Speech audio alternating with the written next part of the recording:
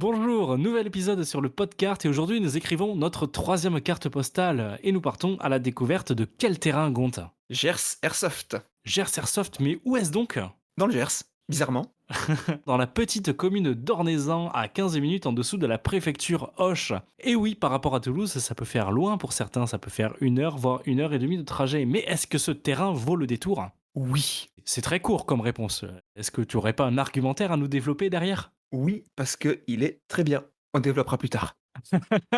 Ok, bon, ben, je vais peut-être commencer le développement. C'est un petit terrain qui paye pas de mine. Il fait 4 hectares. Il est traître en plus parce qu'il y a diverses pentes douces à l'intérieur. Donc quand vous commencez la journée, vous êtes frais. Mais quand vous la terminez, vous êtes complètement déglingué. Il y a une zone centrale qui est assez bien aménagée. La partie nord et la partie sud, elles, sont plus laissées en mode nature. C'est-à-dire que vous avez énormément de vertes, ce qui est très pratique pour certains pour se cacher et progresser en étant complètement camouflé. Pas plus tard qu'à la dernière partie, certains joueurs sont passés à côté de Gont, à 2 mètres de lui. Il était juste couché dans l'herbe et personne ne l'a vu. Et j'ai même pas de vrai camouflage, juste du RG, ça passe crème, c'est vous dire. Oh, on commence à en parler en positif, mais il y a quand même des points négatifs. Quels sont ces points négatifs? Dans les points négatifs qu'on peut trouver, il y a le parking. Il est divisé en deux parties. Il y a celle qui est vraiment proche du terrain où on peut rentrer 4-5 voitures. Et tout le reste, ce sera le long de la route en bordure du champ, qui peut être un peu compliqué. Donc peu de place et quand il y a du monde qui passe sur la route, ben, on peut un peu serrer les fesses pour notre voiture et nos rétroviseurs. Bon, l'avantage, c'est qu'il n'y a pas trop de tracteurs qui passent dans ce coin-là et il y a peut-être 4 ou 5 voitures qui passent dans la journée. Mais il y a un petit peu de trafic. Ouais, j'aurais dit aussi que la zone neutre, elle est assez petite. La cabane est hyper bien aménagée. Mais lorsqu'il y a du monde, ça s'entasse dans la cabane. Ce qui fait que les membres de l'association ont commencé à prendre pour habitude d'arriver un peu plus tôt et de laisser leur zone neutre dans la voiture, de se sortir une table à côté pour mettre leurs affaires, afin de laisser la cabane aménagée pour les visiteurs ou ceux qui ont leur voiture qui sont garées un peu loin. Et ça, c'est un très bon point du coup. Ouais, c'est une association assez vieille. Pour le coup, je crois qu'elle a 20-25 ans, j'ai un doute. Mais c'est une association qui est hyper familiale. Ouais, il y a vraiment une bonne ambiance, c'est très détendu, très déconne, personne ne se prend la tête. Ouais, tu me diras que certains peuvent avoir le sens de l'humour un peu douteux. Oui, mais ça fait partie du charme. C'est vraiment l'association pas prise de tête où on y va, relax, détente, on rigole de tout. Mais du coup, qui dit association relax détente, dit quel type d'accueil? Comment est-ce qu'ils accueillent les nouveaux joueurs? Comment est-ce qu'ils accueillent les débutants? Parce que si tu regardes quasiment à chacune des parties de Gers Airsoft, il y a au moins un débutant qui veut découvrir l'Airsoft. Comme les deux associations qu'on a présentées avant, si vous êtes débutant et que vous n'avez encore jamais pratiqué l'airsoft, vous pouvez y aller. Ils auront des répliques de location et des protections à vous fournir. Les billes sont incluses. Vous pourrez du coup faire votre partie en venant juste comme ça découvrir. L'avantage aussi, c'est que, et ça c'est obligatoire, tous les nouveaux font les équipes au début. C'est-à-dire que Vous connaissez personne. vous dites, lui, ça a l'air d'être un taré, je vais le prendre dans mon équipe. En fait, non. Et ça permet d'avoir un sorte d'équilibre qui se fait, vu que ça va casser les dynamiques que peuvent avoir les membres entre eux. Et ça oblige tout le monde à jouer avec tout le monde. Il y a aussi le cas où il peut y avoir un déséquilibre. À la dernière partie qu'on a faite ensemble là-bas, il y a eu un déséquilibre. On s'est retrouvé en étant trop de joueurs qui avons l'habitude de jouer ensemble et face à nous, il y a l'association Wiltac qui est arrivée avec quelques débutants qui venaient de découvrir l'Airsoft dont c'était leur deuxième partie. Ce qu'on a fait, c'est qu'on a fait des échanges de manière à équilibrer les joueurs qui étaient réputés pour être entre parenthèses forts sont passés dans l'équipe adverse afin d'équilibrer la partie. On peut aussi dire que pour tout ce qui est accueil, il y a une magnifique carte du terrain qui est imprimée qui fait 3 mètres par 1,50 m, c'est ça? Ouais, à peu près. Quand je l'ai faite, j'ai décidé de faire un gros truc. C'est imprimé sur une bâche, ce qui fait que ça reste dehors. Et si on vous l'a pas présenté, n'hésitez pas à aller le voir. Elle est dans le coin restauration parce qu'on en a parlé. On a dit qu'il y avait une cabane en zone neutre. Accoudé à cette cabane, il y a un abri sur lequel il y a des tables qui sont posées. C'est tout le coin pique-nique pour la restauration. Avec un barbecue qui marche souvent. C'est ça. Et donc, c'est à cet endroit-là qu'il y a cette map qui représente tout le terrain avec tous les noms des endroits. En général, ce que je faisais l'an dernier, c'était que dès qu'il y avait un nouveau, je lui présentais directement la carte du terrain de manière à ce qu'il soit pas perdu après.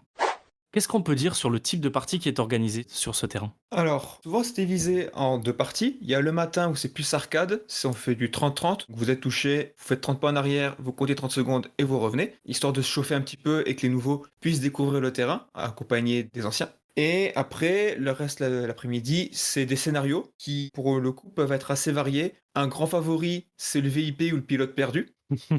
Ah, et récemment, ils ont commencé à construire un coffre-fort aussi, Oui, qui est ancré directement sur le terrain. Ou il y a une partie où vous devez jouer à Docteur Maboul pour pouvoir faire sortir des lingots qui sont à l'intérieur. Sinon, c'est le pétaratop qui explose et ça fait du barouf. Et tout comme, à la CIA, ils sont en constante évolution sur les scénarios, on les doit à Phantom, qui est assez, proactif dessus et arrive à proposer, tous les 15 jours ou tous les mois un nouveau type de scénario qui a émergé dans sa tête. C'est vrai que là-dessus, les scénarios changent souvent. C'est montré par le coffre-fort, par exemple. C'est venu d'une idée d'avoir un élément de jeu en plus qu'on retrouve par ailleurs, dans la région en tout cas, Il est unique, c'est Magnum qui l'a construit de ses propres mains de A à Z.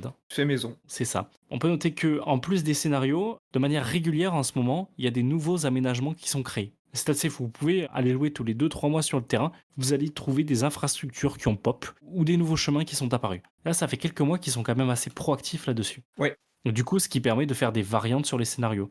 Pas plus tard que ce week-end, il y a une faiblesse qui a été trouvée sur un scénario, un point de respawn qui était un peu déséquilibré, et ça sera corrigé dès la prochaine partie qui sera mise en place. c'est aussi ce qui est bien avec cette association, c'est que si quelque chose a un problème, bah, on le corrige et on l'améliore. C'est pas juste: «Oh bah, ça marche pas, on arrête et puis on abandonne».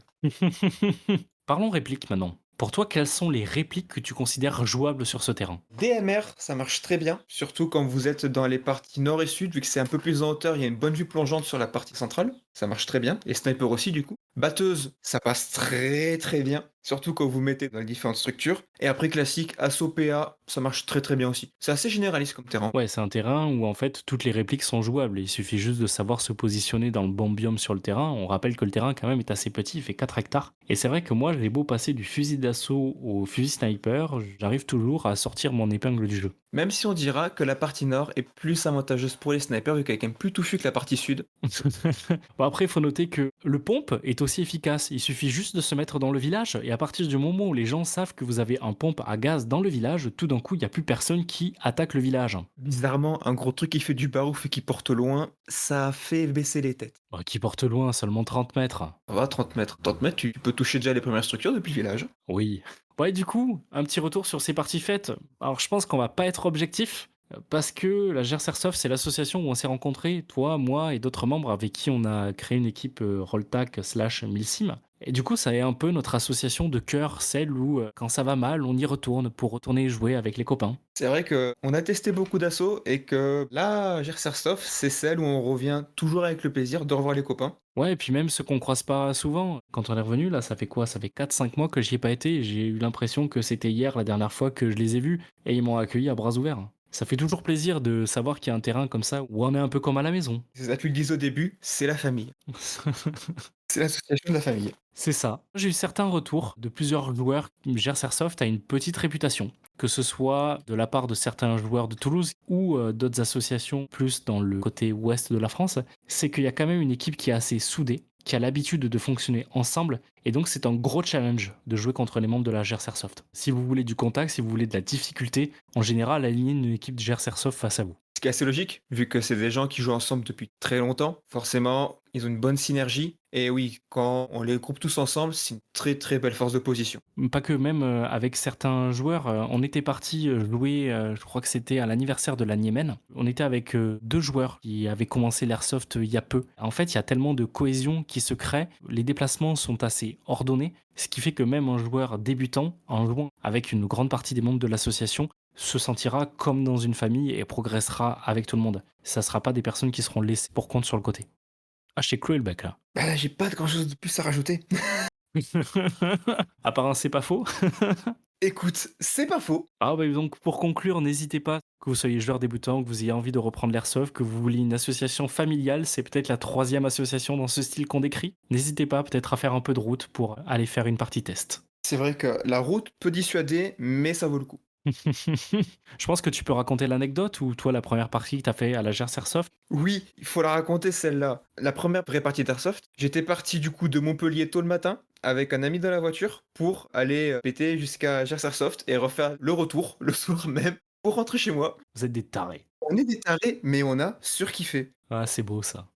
J'ai l'impression qu'on arrive au terme de cette carte postale et on se retrouve la semaine prochaine pour une dernière carte postale. Un indice compte. Je dirais Vietnam.